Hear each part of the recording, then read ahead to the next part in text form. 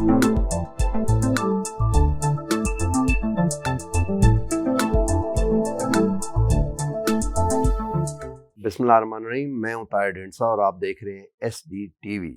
Social sector को आमतौर पे तालीम और हेल्थ तक महदूद समझा जाता है कि ये दो चीज़ें दे दी जाएं तो बच्चे पढ़ लिख जाएंगे और सोसाइटी ग्रो करेगी। लेकिन हालिया जो सैलाब बलूचिस्तान में आए हैं, मुझे कम से कम इसमें कोई शक नहीं है कि ये जो सैलाब है इसके बाद जो लाइवलीहुड है, हाउसिंग है, ये सारा अब जो है ये सोशल सेक्टर है। और दही इलाकों में ख़ास तौर पे सपोर्ट की इमीडिएट ज़रूरत है। गाइडेंस, रिकंस्ट्रक्शन और फिर रिहेबिलिटेशन, सारी रेस्क्यू रिलीफ को आप फ़ौज पे या बाकियों पे छोड़ भी दें अगर आकर।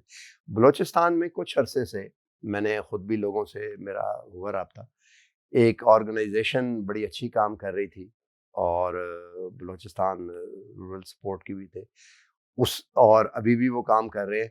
आज हमने फैसला किया कि हम एक ऐसे शख्स को बुलाएं जो इस वक्त चीफ ऑपरेटिंग ऑफिसर हैं पाकिस्तान पॉवर्टी एलिविएशन फंड के, और कोयटा से भी उनका ताल्लुक रहा है, उन्होंने करीब से ये इन मसाइल को भी देखा है।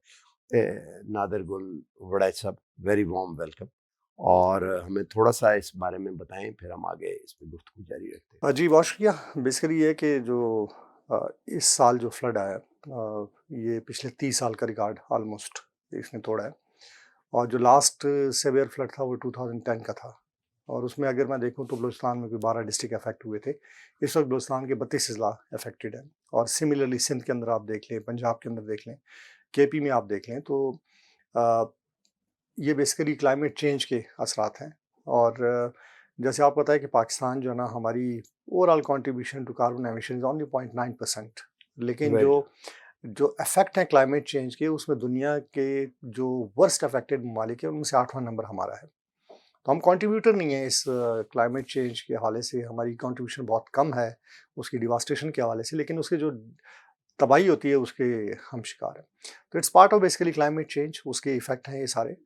और आप अब हम ये जो बात कर रहे हैं ये 25 जून से सिलसिला शुरू हुआ बारिशों का, और ऑलमोस्ट 2 महीने अभी होने वाले हैं, और ये फ्लडिंग चल रही है। और इवन आज भी पेशन गोई है कि मज़ीद बारिशों के भी इम्कानात हैं। मैं खुद फील्ड से होकर आया हूँ, बलूचिस्तान से मैं विज़िट करके आया हूँ, कुछ 3 दिन पहले वापस आया हूँ।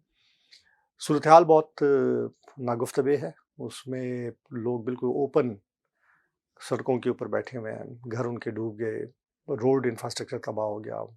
और NDMA की रिपोर्ट है कि 700 से ज़्यादा लोग जो है ना वो शहीद भी हुए इस कैटास्ट्रोफी के अंदर। हज़ारों किलोमीटर रोड वॉश्ड आउट हो गए हैं, ब्रिजेस टूट गए हैं। तो इसमें अब तक जो है कोई 85,000 के करीब हाउसेस डैमेज है, जो कि इंटेंसिटी ज़्यादा होगी क्योंकि बहुत सारे इलाके कटे हुए हैं इस वक्त भी। बलूचिस्तान का राब्ता प्रोविंसेस के साथ कटा हुआ है। सिंध के अंदर कुछ एरियाज ऐसे हैं जो कटे हुए हैं। तो ये आने वाले 2-3 हफ्ते के बाद इस सिचुएशन एग्जैक्टली क्लियर होगी, जब थोड़ा सा ये बारिशों का सिलसिला ख़त्म होता है और ये फ्लैश फ्लड निकल जाते हैं कि नुकसानात क्या हैं। तो नुकसानात बहुत ज़्यादा है। और पाकिस्तान के अंदर वैसे भी आपको पता है कि पॉवर्टी बहुत ज़्यादा है। More than 40% people they live below poverty. और हम जैसे इदारे, पाकिस्तान पॉवर्टी एलिवेशन फंड या हुकूमत पाकिस्तान या प्रोविंशियल गवर्नमेंट्स, हम एफर्ट्स करते हैं कि लोगों को गुर्बत के चंगल से बचाएं, उनकी जो इनकम पॉवर्टी है उसको एड्रेस करें। ग्रेजुएशन का एक मॉडल हम इम्प्लीमेंट कर रहे हैं, लेकिन आप एक तरफ कोशिश करते हैं कि उनकी इनकम रेज हो, तो 2 चीज़ें एकदम जो है शॉक की सूरत में दोबारा वो ज़ीरो सम गेम पे ले आती हैं। एक आपके डिज़ास्टर जो है, जिसमें फ्लैश फ्लड हो गया, ड्राउट हो गया, अर्थक्वेक हो गया, और दूसरा हेल्थ के एक्सपेंडिचर कि अगर कहीं पे किसी फैमिली के अंदर कोई एक बीमारी आती है तो वो अगेन फाइनेंशियल शॉक हो फाइनेंशियल शॉक होता है, तो वो अब्जॉर्ब नहीं कर सकते।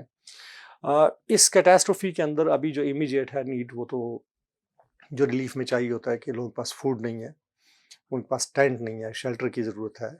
इसके अलावा जो लाइव स्टॉक है उसकी वैक्सीनेशन, मेडिकेशन की बहुत ज़रूरत है। और इसके बाद जब हम अगली रिकवरी में आते हैं तो उसमें यकीनन जैसे आपने सही फरमाया कि लोगों को घरों की कंस्ट्रक्शन के लिए रिसोर्सेज चाहिए होंगे। लाइवलीहुड मोर देन 200,000 एकड़ फीट खाली बलूचिस्तान के अंदर कहते हैं कि पानी के अंदर इनडेटेड है, क्रॉप्स तबाह हो चुकी है। तो अर्ली रिकवरी में उनको सपोर्ट देने की ज़रूरत होगी कि दोबारा अपनी कोई फसलें लगा सकें, जिसमें सीड फर्टिलाइज़र की एक सपोर्ट अर्ली रिकवरी के अंदर दी जाती है। और फिर ड्रिंकिंग वाटर सप्लाई स्कीमें डैमेज हो गई हैं, जिसकी वजह से बहुत सारी बीमारियां फैल रही हैं इस वक्त। डायरिया है, स्किन डिजीज़ है, आरटीआई है। तो उसके लिए हमें इंतजामात इमीडिएटली रिलीफ अच्छा, ये फेज़ के अंदर बताएं ही कि करने इसके पड़ेंगे। स्केल को हम 2010 से कंपेयर, 2010 के बारे में कहते हैं कि वो दुनिया में एवर होने वाला सबसे बड़ा नेचुरल डिजास्टर, तूफान नू से भी बड़ा था, वो कहते हैं उसके बारे में। इसको उससे कंपेयर किया जा सकता मैं कहता हूँ कि ये उससे ज़्यादा, है? उससे इसके ज़्यादा इफ़ेक्ट बड़ा। ज़्यादा है। जैसे मैंने कहा ना कि जो 2010 का फ्लड था उसमें बलूचिस्तान के 12 अज़ला इफ़ेक्ट हुए थे, और आज बलूचिस्तान के 34 अज़ला इफ़ेक्ट हुए हैं। सिंध आपका पूरा डूबा हुआ है, पंजाब के अंदर बहुत सारे इलाके आपके डूबे हैं पानी में अभी तक। और फिर ये था कि वो जो 2010 का था वो मैक्सिमम 15 से 20 दिन तक बारिशें रही हैं। उसके बाद वो फ्लैश फ्लड निकल गया या इवेपोरेट हो गया। ये तो मुसलसल चल रहा है, पिछले 1.5 महीने से बारिशें हो रही हैं और रुकने का नाम नहीं ले रही हैं। स्टिल फ़ोरकास्ट है वेदर का कि जी इस हफ्ते भी मज़ीद बारिशों का इम्कानात है। तो ये कैटास्ट्रॉफ़ी मैं समझता हूँ उससे बहुत ज़्यादा है। उसमें इतने ज़्यादा आपके ब्रिजेज़ को लॉस नहीं हुआ था, डैम्स नहीं टूटे थे, लेकिन इसमें अच्छा, बहुत ये ज़्यादा लॉस बताएं हुआ है। कि ये तो खैर आपसे ये बात होगी इस पे, इमीडिएटली है वो सिरा कहाँ से पकड़ें जहाँ पे इंटरवेंशन होनी शुरू हो? मैं लॉन्ग टर्म की बात नहीं कर रहा, क्योंकि लॉन्ग टर्म अगर क्लाइमेट चेंज है तो वो तो टोपोग्राफी करके और सर्वे करके रीप्लान करना पड़ेगा। हो सकता है रोड इंफ्रास्ट्रक्चर को मूव करना पड़े, स्कीम्स जो हैं वो डैम्स और तरह से बनाने, वो तो एक लंबा काम है। लेकिन इमीडिएटली के लोगों को, क्योंकि अभी तक तो रेस्क्यू ही चल रहा है ना, चल रहा है, बस चल तो रहा है। रिलीफ जो है इसके बाद शुरू होगी, थोड़ी कठिन। मेरा ख़्याल ये है कि हमें रेस्क्यू और रिलीफ़ को ओवरलैप करना पड़ेगा। अच्छा। क्योंकि बहुत सारे लोग जो रेस्क्यू होके निकल आए हैं, वो भी या आपके कैनाल्स के बेड्स के ऊपर पड़े हुए हैं या रोडों के ऊपर उन्होंने टेंट खाली लगाया, हाथ। खाली हाथ बैठे हुए हैं। तो रिलीफ़ तो इमीडिएटली ज़रूरत है। हमने खुद कोशिश की है, कोई 25,000 ख़ानदानों को हम सपोर्ट कर रहे हैं, जिसमें राशन हम दे रहे हैं, हाइजीन किट प्रोवाइड कर रहे हैं, उसके अंदर लाइव स्टॉक की हम वैक्सीनेशन। वैक्सीनेशन कर रहे हैं, और इसके अलावा इंसानों के लिए हम मोबाइल हेल्थ कैंप अरेंज करें। तो ये तो 4 इमीडिएट ज़रूरत है। फूड है उनके लिए, हेल्थ के कैंप हो गया आपके, लाइव स्टॉक के लिए कोई सपोर्ट उनको, और शेल्टर। ये 4 तो इमीडिएट नीड है कि जिसमें उन लोगों को ये सपोर्ट देने की ज़रूरत है। और मेरा ख़्याल है अभी तक जो रिस्पॉन्स है, इंडिया में कोशिश करी है, प्रोविंशियल डिज़ास्टर मैनेजमेंट अथॉरिटीज़ कोशिश कर रही हैं, आर्मी है, एफसी, बाकी जो लॉ एनफोर्समेंट एजेंसीज़ है, एडमिनिस्ट्रेशन है, वो अपनी तरफ से कोशिश कर रहे हैं। लेकिन ये स्केल इतना ज़्यादा है कि मेरा ख़्याल है कि अकेले हुकूमत पाकिस्तान या प्रोविंशियल गवर्नमेंट के उनकी भी जो वसाइल हैं, जो उनकी कैपेसिटी है, उससे बढ़ के है। तो इसमें ख़्याल ये है कि हम सबको मिल के, तमाम इदारे जो सिविल सोसाइटी की ऑर्गेनाइजेशंस हैं, इंटरनेशनल ह्यूमैनिटेरियन कम्युनिटी है, और सबसे बढ़ के जो गाँव के लोग हैं, उनका भी टेस्ट का एक केस है कि वो भी मिल के कोशिश करें कि जो वहाँ पे वुमेन हेडेड हाउस होल्ड हैं या कोई बुज़ुर्ग हैं या इस तरह के लोग कि जिनको कोई एक्सेस नहीं है, उनको वो सपोर्ट करें। तो रिलीफ में तो इमीडिएटली ये चाहिए। बाकी लॉन्ग टर्म में ये हमें थोड़ा-सा देखना पड़ेगा कि डिज़ास्टर प्रिपेयर्डनेस और मिटिगेशन पे हम काम करें। हमारी कम्युनिटीज़ भी ऑर्गनाइज़ हो, और एक चीज़ जो मैं समझता हूँ कि जो मेरा अपना एक्सपीरियंस रहा है 2005 के अर्थक्वेक के बाद, मैंने कई इमरजेंसीज़ खुद भी हैंडल की हैं, कि national disaster management authority, provincial disaster management authority, इनका कोऑर्डिनेशन की एक अच्छा रोल है, इंफॉर्मेशन कलेक्शन का अच्छा रोल है। लेकिन जो एक्चुअल जो इकदामात हैं वो डिस्ट्रिक्ट लेवल पे होने ज़रूरी हैं। तो डिस्ट्रिक्ट डिज़ास्टर मैनेजमेंट अथॉरिटीज़ को स्ट्रेंथन करने की ज़रूरत है फॉर लॉन्गर टर्म, और हर डिस्ट्रिक्ट का अपना एक डिज़ास्टर प्लान होना चाहिए, उसके अंदर प्रिपेयर्डनेस से लेके मिटिगेशन तक ये होना चाहिए। तीसरा ये है कि हमने सबक नहीं सीखा। हमने ये देखा है कि जब भी फ्लड आता है, हम उधर ही घर बना लेते हैं, फिर फ्लड चला जाता है, दोबारा हम वहीं पे कंस्ट्रक्शन कर लेते हैं। तो थोड़ा-सा हमें ये जो हमारे लेसन्स लर्न्ड हैं, 2010 का फ्लड हो गया, उसके बाद 2011 में भी अच्छा, ये कुछ इलाकों बताएं में कि फ्लड ये आए। तो क्लाइमेट चेंज से तो ये हर एक के लिए एक नई लर्निंग है। तो अगर ये कहें कि घर गलत जगह पे बना हुआ है तो वो तो लर्निंग है, पहले वो वल्नरेबल नहीं था। लेकिन ऐसी भी हैं जगह बहुत सारी, खास तौर पे बलूचिस्तान में और इन इलाकों में, जहाँ पे पहले से वल्नरेबल जगह थी और लोग कंस्ट्रक्शन हुई हुई। देखिए, हमने तो, अगर आप मिसाल शहरों की मिसाल ले लें, कोयटा शहर है, कराची आप देख लें, रावलपिंडी आपने अभी रिसेंटली देखा, मोती बाज़ार, उसमें क्या हाल हुआ। एक तो हमने शहरों के अंदर जो हमारे पानी के रास्ते थे, हमने उसके ऊपर प्लाज़े खड़े कर दिए हैं, घर बना दिए, और पानी अपना रास्ता 100 साल के बाद भी नहीं छोड़ता। तो एक तो ये बड़ा ऑब्वियस है कि हमने पानी के रास्तों के ऊपर कंस्ट्रक्शन कर लिया।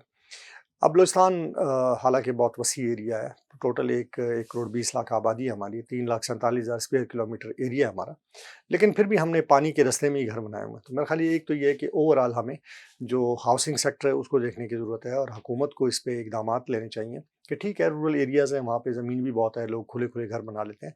लेकिन थोड़ा बहुत बेस्ड ऑन 2010 फ्लड, ये जो फ्लड आया उसमें थोड़ा सा मैपिंग की ज़रूरत होगी कि आप हर जगह के ऊपर कम से कम इंतज़ामिया और म्यूनिसिपल कॉरपोरेशन जो बेसिकली रेगुलेट करते हैं हाउसिंग को, कि वो थोड़ा सा प्लानिंग करें कि लोगों को शिफ्ट करें थोड़ी सी ऊपर एलिवेटेड जगह पे।